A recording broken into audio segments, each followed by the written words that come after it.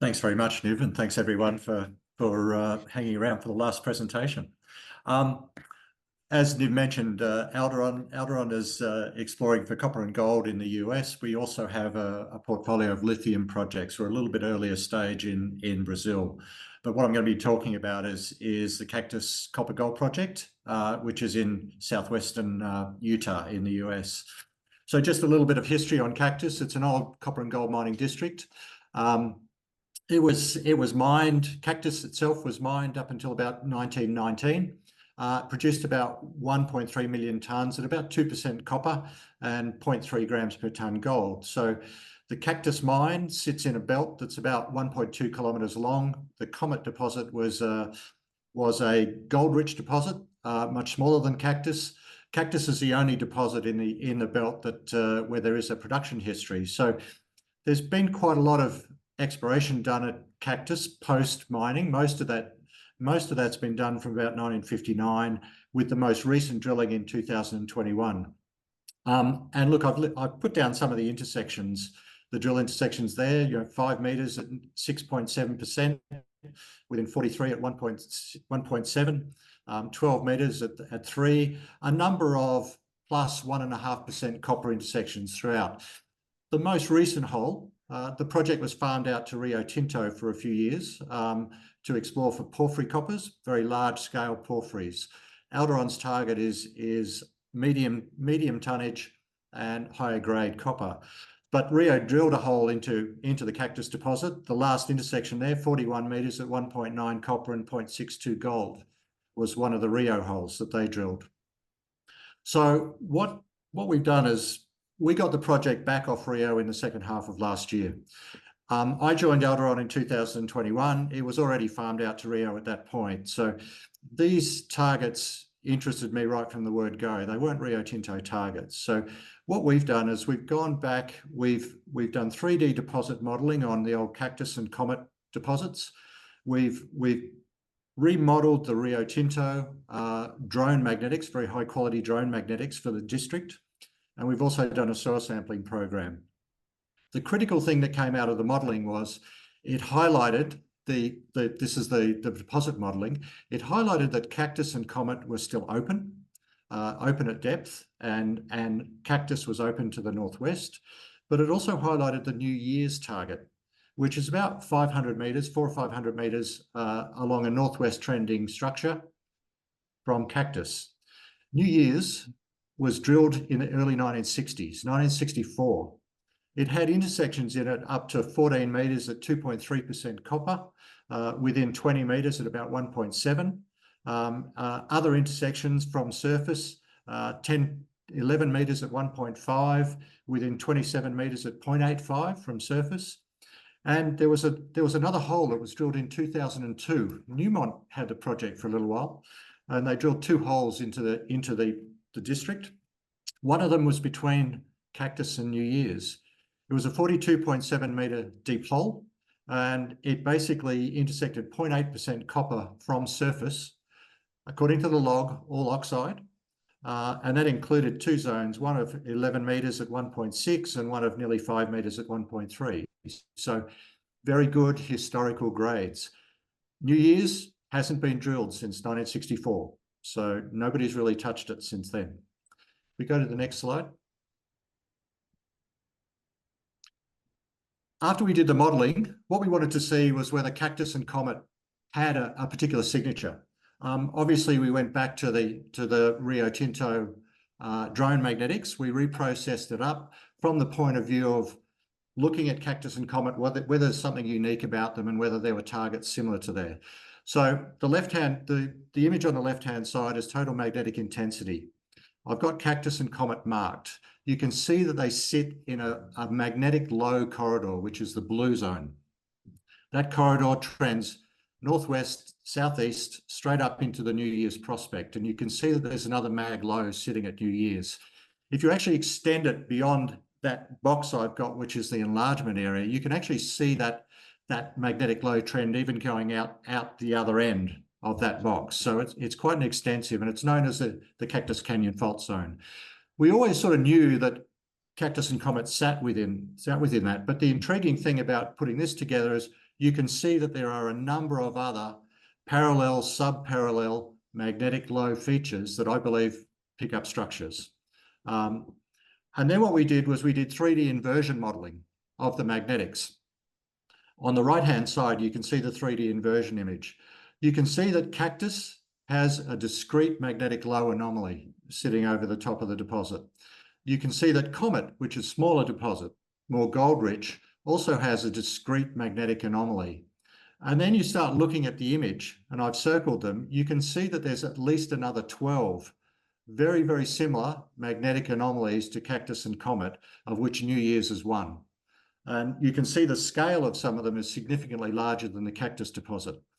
Our modelling at Cactus indicated that there's a lot more mineralisation left behind than what was mined historically as well. So, you know, potentially a lot more there than what's been taken out in the past. Next slide, please.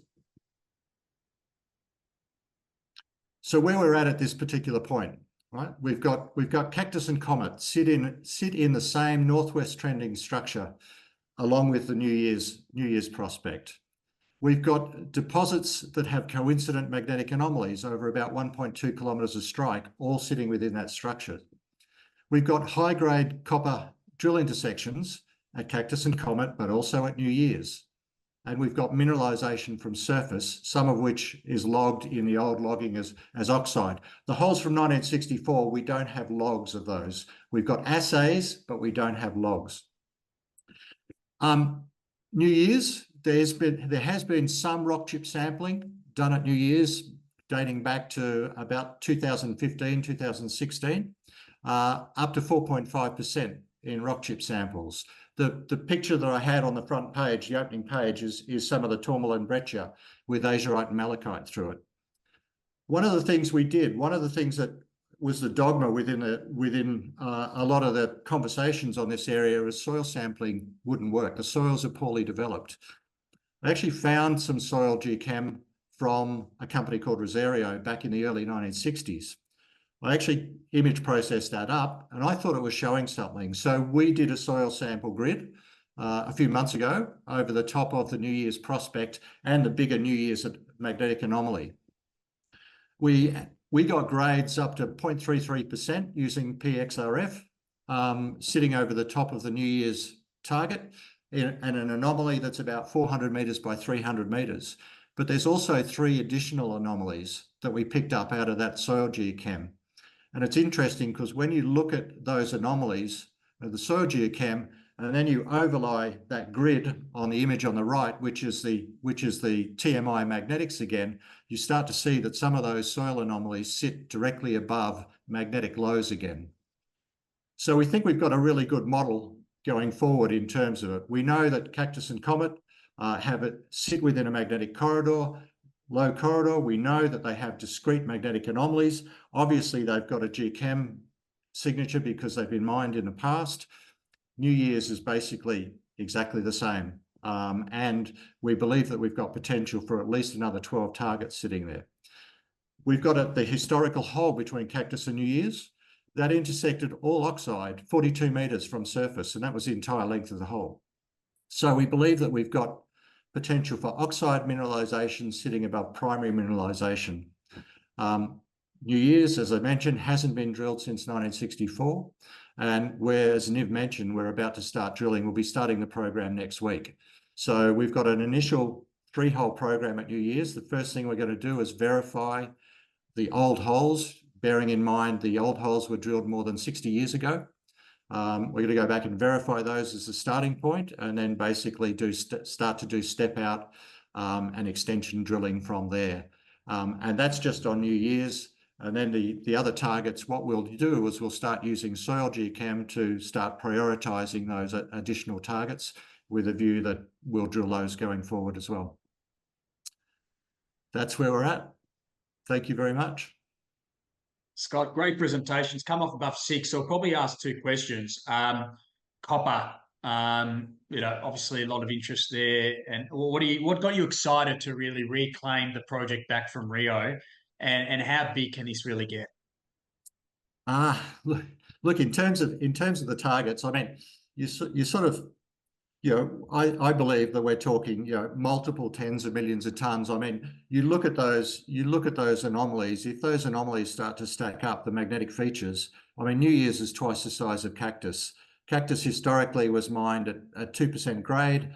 It was about 1.3 million tons. As I say, we believe that there's significantly more than what was mined in the past from the modeling we've done using the drill holes that have been drilled between 1959 and 2021. So many of those holes are not JORC compliant, so we can't announce a figure and a grade, but we do. I'll tell you, there's more mineralization left. So as those drill holes indicate, so all we need is one or two of those additional targets to stack up, and we've got the potential for a significant tonnage. So and none of those targets have been drilled, by the way. There is a scattering of old drill holes through the district, but of course, when those drill holes were done, they didn't have the same data that we've got now. So they were generally targeting things that they saw at surface. So a bit of outcropping breccia that might have had a bit of copper mineralization. So yeah, look, I'm very excited to get it back off Rio. I think that this is the right scale and a doable target for a company like Alderan.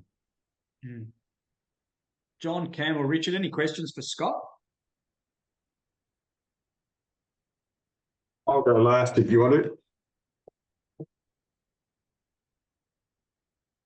Go for it, John. I'm happy to go first. Go. Yeah, look, great sounding project, Scott.